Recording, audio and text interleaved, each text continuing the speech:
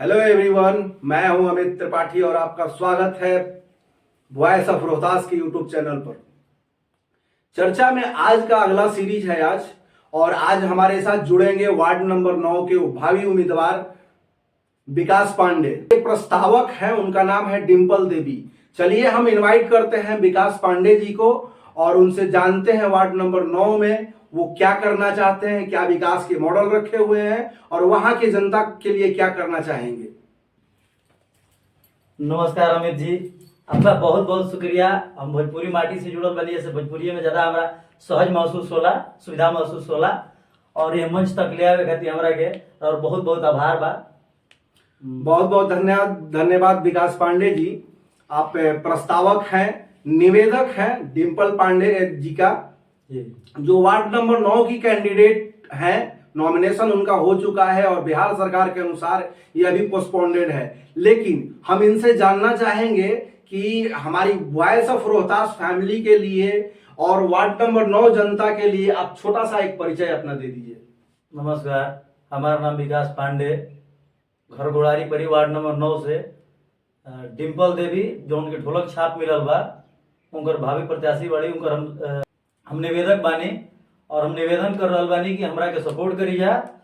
हम अपना जनता खातिर, अपन समाज खातिर दिल से बहुत लगन और मेहनत के साथ में सेवा करब। विकास जी, हम जानना चाहेंगे और हमारी फैमिली चाहेगी, नवगठित नगर पंचायत गुड़ारी और मुख्यालय आप गुड़ारी का बात कर रहे हैं, वार्ड नंबर 9 से बात कर रहे हैं, तो मैं चाहूंगा कि आप ये हमें बताइए कि आपका आपसी विचार जनता के प्रति और उनका विकास मॉडल और साथ में एक साफ सफाई के साथ रोशनी का क्या प्रबंधन का विचार किए हुए हैं, क्या आपका स्ट्रैटेजी है, थोड़ा सा हमें बताइए।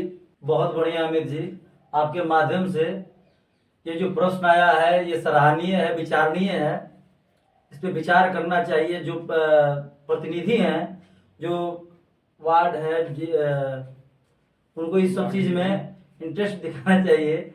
और बहुत बढ़िया आपका क्वेश्चन है। कुल मिला के देखिए, विकास मॉडल का जो काम, जो सवाल किए हैं कि किस प्रकार का आपका कार्यशैली होगा, किस प्रकार से आप काम करिएगा, तो हम इस चीज को बहुत प्राथमिकता देते हैं, बहुत तहे दिल से यह चीज सोचते हैं कि किस तरह का, जब भी हम अकेला होते हैं या अकेला महसूस करते हैं, इस चीज को सोचते हैं कि किस तरह का जनता के बीच में जो समस्याएं उत्पन्न हो रही हैं उनको किस तरह से फिलअप किया जाए।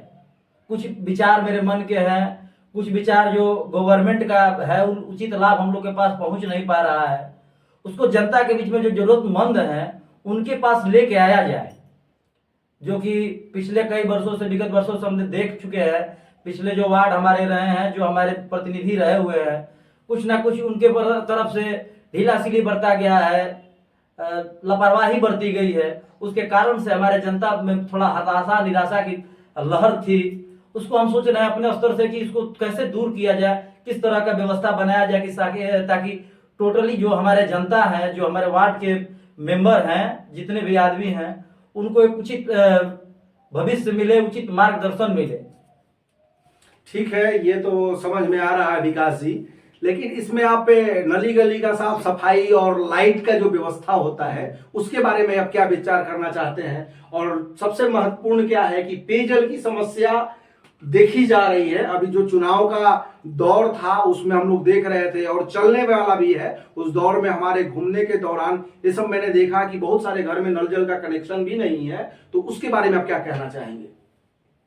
जहां तक रहा नल जल कनेक्शन का बात, इसके बारे में हम ऊपर कंप्लेन कर चुके हैं। जो नल जल का पानी है वो किसी किसी घर तक नहीं पहुंच पा रहा है, और पहुंच भी रहा है तो उसमें नाली का टोटी उसका नहीं है, तो किसी का नीचे का गिरा हुआ है, बैंड गिरा हुआ है, कुछ दिक्कत है। ये परेशानियों का सामना करना पड़ रहा है।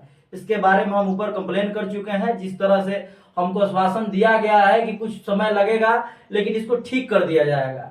साफ सफाई को लेकर नगर पंचायत शहरीकरण विकास योजना जो हम लोग का है, उसके तहत हम लोग का ब्लीचिंग पाउडर आता है, नाली गली का प्लास्टिक वगैरह वगैरह चुनना है, जिसमें हमारा नगर पंचायत का जो कार्यरत व्यक्ति है वो कार्य कर रहा है। नियमित रूप से हमारे जो एथी में झाड़ू लगना चाहिए रहेगा। बच्चे थोड़ा बाहर खेलते हैं, बैठते हैं, हम लोग भी बाहर जाके दरवाजे पे बैठते हैं या कुछ भी, तो इसके वजह से हम लोग को साफ सफाई बहुत एक मैसेज है कि पूरा समाज में कि साफ सफाई, और अपने अपना प्रधानमंत्री का हम लोग का भी ये है कि साफ सफाई पे विशेष स्वच्छ भारत के लिए संकल्पित है हम लोग।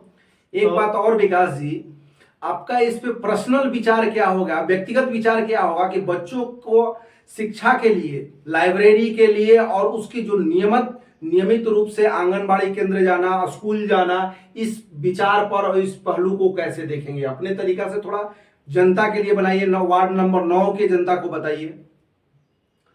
जैसा कि हम लोग का माध्यम से चुनावी चर्चा में पता चल रहा है कि कुछ इच्छुक व्यक्ति जो नौजवान हैं, जो कि कहीं कार्यरत हैं या पढ़े लिखे इसी समाज से निकले हुए हैं, वो ये चाहते हैं कि हमारे भविष्य के जो आगे आने वाले बच्चे हैं उनको लाइब्रेरी का सुख दिया जाए, सुविधा दिया जाए, जिसके वजह से वो कहीं अपने जीवन में ऊंचाइयों पे, शिखर पे पहुंचे। लाइब्रेरी का जहां तक बात है, इसका हर संभव प्रयास किया जाएगा कि हमारे वार्ड में 9 नंबर वार्ड में लाइब्रेरी का कहीं व्यवस्था हो, उचित सामुदायिक भवन हो या अपना पर्सनल कोई घर हो, दलान हो, उसमें बैठ के 10 लड़का हर तरह का बुक अवेलेबल कराया जाएगा।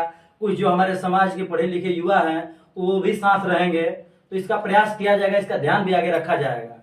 ये आपका विचार सराहनीय है। जो आपके वार्ड से पढ़े लिखे बच्चे हैं उनका भरपूर उपयोग लीजिएगा बच्चों के मोटिवेशन के लिए। मेरा अगला सवाल ये रहेगा आपसे कि ये सब बातें तो आपने बताया, बहुत ही अच्छा है, लेकिन आप ये हमें बताइए, और आपसे बातचीत में मुझे लगा कि आपका एक विचार छूट रहा है जिसमें आप एक पर्सनल विचार के मुद्दों पे बात कर रहे थे, आप उसे जनता को बताते हुए अपना अंतिम जो विचार होगा आप बता सकते हैं। जैसे देखिए, मेरा पर्सनल विचार है खुद का कि जितने भी हमारे युवा वर्ग के जो कि अभी तैयारी में लगे हुए हैं गवर्नमेंट सर्विस के लिए, उनको हम अपने तरफ से चाहते हैं उनको कुछ हेल्प किया जाए, मदद किया जाए, उनके साथ खड़ा रहें। इस प्रकार का हमारा विधि व्यवस्था उनके साथ में बनाना चाहते हैं और एक बॉन्डिंग बनाना चाहते हैं अपने वार्ड के बच्चों से जो कि तैयारी कर रहे हैं। जैसे उनको आर्थिक रूप से कहीं ना कहीं सहायता की जरूरत होती है। जैसे मान लीजिए कि कोई फॉर्म 500 का है, कोई 250 का, कोई 1000 का है, तो कितने बच्चे हैं जिनके पास तात्कालिक रूप में उस टाइम में पैसा अवेलेबल नहीं होने के कारण वो फॉर्म नहीं जमा कर पाते हैं।